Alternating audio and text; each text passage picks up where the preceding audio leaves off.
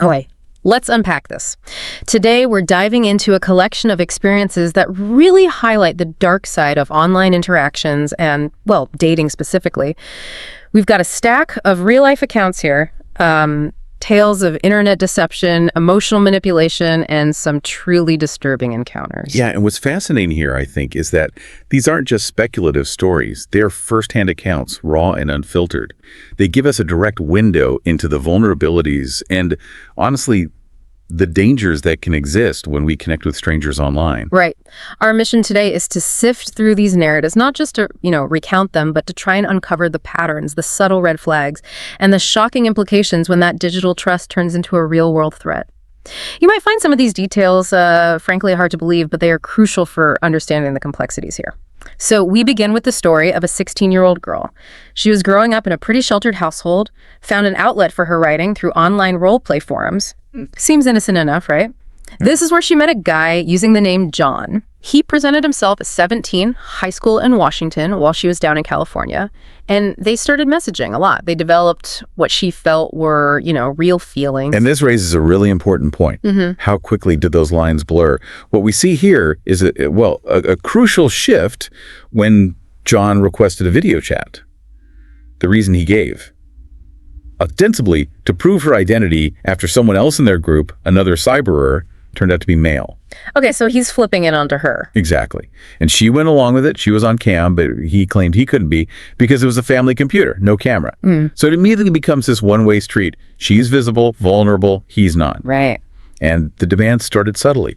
Give me your best sexy look, or bite your lower lip. But they escalated pretty quickly to more explicit acts. He'd mix this with affection, saying he was falling for her, playing on her insecurities. Then came the pictures. Pictures of his penis, but always angled so you never saw his face. Wow. And she went along with this. She felt incredibly uncomfortable, ashamed, and dirty were her words. But then came the emotional blackmail. I thought you loved me. That kind of manipulation. So she caved repeatedly, despite feeling awful about it. Ugh. And the control just increased from there, didn't it? Oh, absolutely. Here's where it gets really, really intense. The emotional manipulation ramped up. If she didn't reply immediately, he'd bombard her with messages. Accusing her of what? Hating him? Cheating? Exactly that. Accusations, guilt trips. It became relentless. Finally, she confided in a close friend. And the friend saw it for what it was. Immediately. Called it abusive, told her she needed to end it. So she tried. Next time he started a tirade, she told him calmly she wouldn't take the manipulation anymore, that they were done. How did he react? Badly. He lost his shit, she said. Started cussing, calling her names. She ended the chat, blocked him, thought that was it. But it wasn't. Not even close. He started making new accounts, messaging her constantly, sometimes insults, sometimes begging her back, saying he loved her. And then the suicide threats started. That was the big one, claiming he was suicidal because of her. And she, being compassionate, felt responsible. She talked him down for hours, eventually took him back when he promised not to hurt himself. Oh, no. Predictably, almost right away, he used that. Demanded more sexual acts on camera, and threatened again. If I cared about him, I would, or he was going to slit his wrist. That had to be the end, right? That was the final breaking point. She remembered her friend's words, "You're a good girl. You deserve better." She told him off, blocked him everywhere, changed her email. Done. Or so she thought. Okay, so she cut contact, but this is where the online threat crosses into the real world, isn't it? Precisely. This isn't just emotional anymore, it's physical danger. About 2 weeks after she blocked him, no contact at all, she was waiting at her school bus stop, lots of other kids around. A brown sedan pulls up. A man gets out, maybe mid-20s. He starts calling her name. Oh my God. She ignored it at first, thought maybe he meant someone else, but then he walked right up to her, grabbed me very roughly by the shoulders, and started pulling her towards his car. In broad daylight, with people there. Yes. She screamed, struggled. Thankfully, other students jumped in, tackled the guy. Others ran for the school police officer. And the guy. He kept screaming her name, yelling that he was her boyfriend. The police arrived, cuffed him, and the reveal, this man was John. No way. Yes, he'd lied about everything. His age, location, he found her school. How?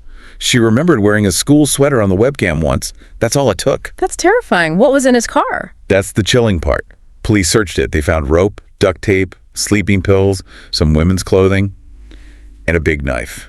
A big slice knife, as she put it. What was he planning? Her parents found out later his plan was to take me away and we were going to get married and be happy. Just delusional. And his background? Even worse.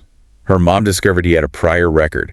Rape of a 14-year-old girl when he was 19. Unbelievable. The last she saw of him was his face, tear-streaked, staring at her from the police car. She says, even years later, it still makes me shiver. I've kicked myself for years over how stupid I was.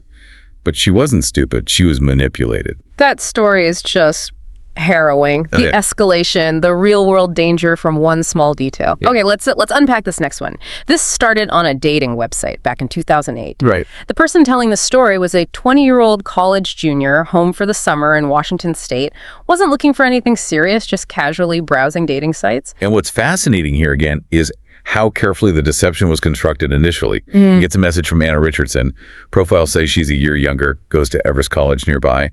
Attractive photos, interests, listed art, literature, math major, specific music tastes, soccer. Look totally legit. Seems pretty normal for a dating site. Exactly. They messaged back and forth, planned a date, dinner at an Italian place, then a walk. He suggested meeting there. But here's the red flag looking back. Anna asked him to pick her up at her apartment. Said she didn't have a car, claimed it was wrecked recently. Okay, that's a bit unusual, maybe. He thought he was being a gentleman, so he stupidly agreed, his words. They swapped numbers, had one brief phone call to confirm details. And the voice. Female voice. Didn't sound old or suspicious, so he wasn't really alerted. All right, so the day of the date arrives. He drives to the address. A 3-story townhome, nice area. She told him the landlord lived on the first floor, rented the top 2, and she was on the 3rd. Separate entrance stairs on the side. Okay. He goes up, knocks on the 3rd floor door, waits. For quite a while, actually, maybe 5 minutes. Felt like forever, he said. And then? The door opens, and it's not Anna. It's a rather large, middle-aged man with the most bizarre look on his face. Oh, no. Nothing obviously wrong with his clothes or anything, but just warning bells screaming in his head. He admits he had this weird, illogical thought. Maybe it was her dad. What did he do? He kind of stammered, is Anna here? But almost immediately knew he had to get out of there. He started to turn around. And the man. That's when the man literally grabbed my arm and rasped, I'm Manna. Not Anna. Manna. M-A. Yeah. Our narrator was smaller, younger. He starts struggling, trying to pull away, screaming for help. Manna kept trying to drag him inside the apartment. Did anyone hear? Apparently not. But then suddenly the man just let him go. No explanation. Our narrator didn't stick around to ask why. He bolted, ran to his car, and drove home, completely shaken. Just let him go. That's bizarre. What happened next? Did he report it? Yeah, this incident really shows the difficulty sometimes with law enforcement and these kinds of online-related things, especially back then. His roommate convinced him to report it. He had screenshots of the messages with Anna. He went to the police the next day, told them everything. Were they helpful? He felt they were a bit skeptical, but they took the report, said they'd check the address. The next morning, they called him back in. And this is where it gets even weirder. They told him Manna had seemingly vanished. Vanished. His car was gone that morning, according to the landlord. But all his stuff was still in the apartment. The landlord didn't know much, just that he seemed normal but kept to himself. They got a name from her, ran a background check. Nothing came up. So a dead end. Pretty much. The police basically advised him to delete his dating profile, change his number, which he did. They said there wasn't much else they could do. He never heard anything more about it. Leaving so many questions. Huge questions. Who was the woman on the phone? It definitely wasn't pre-recorded, he said. Where did the pictures of Anna come from? This was before easy reverse image searches, remember? Yeah. And the biggest one, what was Manna actually planning? Just incredibly creepy and unresolved. So bizarre, as he put it. Yeah. Bizarre is an understatement. Okay. These stories really hammer home the anonymity issue. Let's get into our final account now. This one is, well, multi-layered. It combines that early internet connection with a truly terrifying unraveling. This involves a 14-year-old boy living in a small Midwest suburb back in the dial-up days. Right, the dial-up era adds another layer here. He was mostly online looking for people with similar interests, goth metal, David Lynch films, stuff like that. And also, importantly, trying to find other gay people. He'd recently come out to his mom, who wasn't very supportive, and he didn't know anyone else like him in his town. The internet felt like the only place. A familiar story for many in that situation, especially back then. So, one day he gets an IM. from a guy named Steven. Steven claimed to be around his age, maybe 16. Said he was living with his older brother because his parents kicked him out for being gay. That probably resonated, right? Seemed like someone who understood. Steven could drive, lived on his own, seemed kind of cool. Relatable, independent. They chatted online a lot for a couple of weeks, then decided to meet up. Our narrator had to lie to his parents, made up a story about Steven being a friend of a friend they knew. Steven shows up Friday night in an old pickup. And the first relief, he actually looked like his pictures. Red hair, goofy smile, not unattractive. Okay, so far so good, at least on the surface. Yeah, the first date went well. Drove around, got food, went to a guitar shop, saw a movie. He was just excited, Found a friend, similar interests, understood the pressures. But this is where things take a turn, and quite rapidly. There's an almost immediate introduction of, real-world danger and deception. As curfew got close, the narrator didn't want the night to end. He asked Steven to stay over. Just as friends, no sexual stuff expected. They watched a DVD, fell asleep for maybe an hour, then boom, loud knocking on the front door. Police. A family friend, actually, who was a retired cop. He tells the parents they got an anonymous call. Someone in the house was supposedly communicating online with a wanted pedophile. Whoa. While Steven is asleep nearby. The parents go straight to the narrator's room, see the computer, and basically force him to downgrade his AOL account to kids only. He denies knowing anything, but he's the main internet user, so he gets blamed. That must have been terrifying and confusing. Absolutely. And then the next day, he and Steven are out driving. Suddenly, an SUV driving towards them slams on its brakes, whips a 180, and starts aggressively tailgating them, honking like crazy. Oh, what's going on? The narrator's freaking out, yelling at Steven to slow down, asking who this maniac is. Steven says nothing. It turns into this high-speed chase. Yes. Finally, Steven pulls over, tells the narrator to follow him. As they get out, the SUV driver heads right for the narrator, fakes like he's going to punch him, stops inches from his face. And this driver? A man in his 30s with these intensely bulging eyes, later identified as having Graves' disease, which can cause that. And this man drops the bombshell. Which... Steven isn't 16, he's 21. Yeah. And he's the driver's boyfriend. Oh my God, 21. 21. And then the threat. The narrator needed to stay out of their lives if I wanted to live to see tomorrow. Just devastating. Betrayed and terrified all at once. Completely. Utter devastation was his word. So he gets home, shattered, didn't tell his parents, just locked himself in his room, cried, felt foolish, ashamed, just wanted it to go away. But it didn't, did it? No. He shared a landline and answering machine with his older sister, kept in his room, comes home one day, mom's already there, which is weird. He checks the machine. And there's a message. A message from the Graves dude, the angry boyfriend. But mid-message, his sister had picked up the phone, so the machine recorded their whole conversation. What did he say? The boyfriend pretended to be from the school, got his mom's work number from the sister, then he called the mom and told her everything. The whole story about who her son had really been with. Oh, wow. Confrontation time. Big time. He finds his parents on the back patio looking devastated. They tell him 2 SBI agents are on their way to talk about his experience with Steven. Yes, because Steven, whose real name wasn't Steven at all, wasn't just lying about his age. The agents delivered the sickening news. He was wanted. Alleged molestation of 2 children, one as young as 10. This just keeps getting worse. Furious, disgusted, doesn't even cover it. But he cooperated fully, agreed to testify. He was determined this guy wouldn't get away with it, especially since the other families were apparently too embarrassed to come forward. Making him the only witness willing to speak out. Exactly. And around this time, he gets another call. Late night. It's the boyfriend again. What'd he want? At first, it seemed like just checking in. But then it turned flirtatious, complimenting his music taste, his looks. Seriously? That's when the narrator realized this guy wasn't just a jealous boyfriend. He was a partner in crime, someone who reveled in younger boys just as much as Steven did.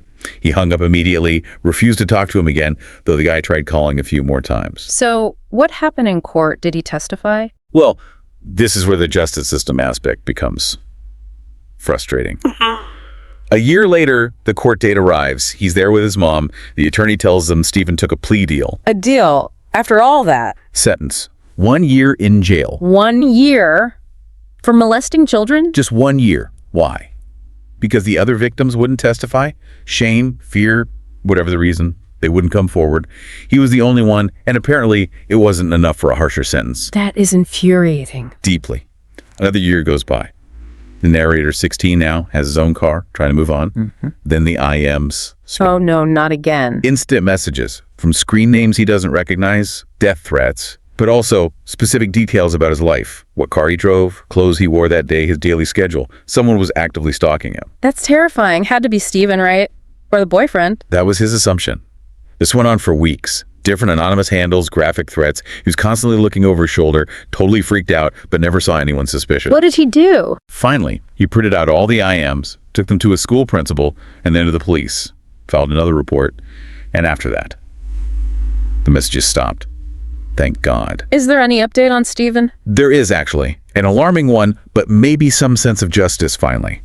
About a year after the stalking stopped, news came out. Steven was convicted. In another state. Aggravated sexual assault against a 9-year-old boy. And this time the young victim did testify. And the sentence? 70 years in prison.